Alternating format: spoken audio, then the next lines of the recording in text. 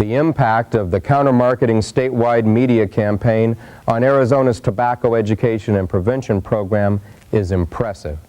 Now in its 4th year of broadcast campaigns, TEP continues to reach Arizona's residents.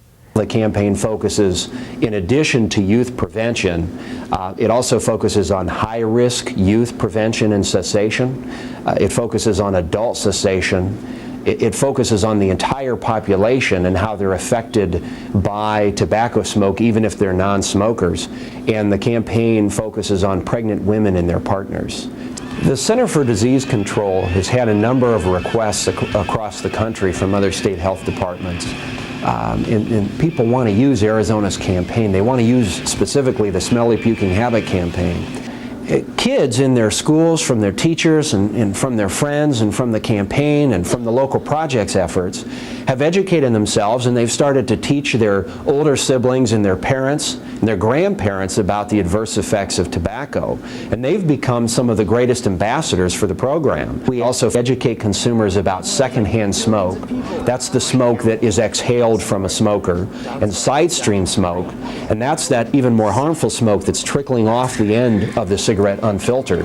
It kills them even if they're not the one who's holding the cigarette. The Pregnant Women and Partners campaign has been very successful in Arizona, empowering the women and letting them know that they're capable of doing what they know is right, and that's quitting tobacco use. All of the tobacco education campaigns that we run in Arizona are designed to be multicultural. The biggest difference between general market media and Hispanic media is one is that such a strong, it's a strong tie to the community, and the other thing we find out with Hispanic media is they're protective of that community too. As they're protective of that community pays them respect back of recognizing when they're given a message that's understandable and trustworthy.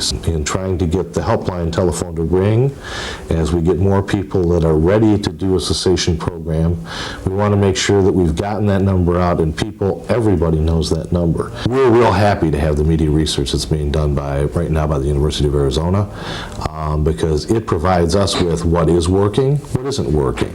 It lets us spend everybody's money just a little bit more efficiently. We're able to now fine-tune plans as we're rolling along. We're doing the right thing. It's being very effective. It's really making the phones ring. It's making people's attitudes change. And it's doing the job that we set out for, because we want to make sure we've got a well-balanced program that's serving all the citizens of the state.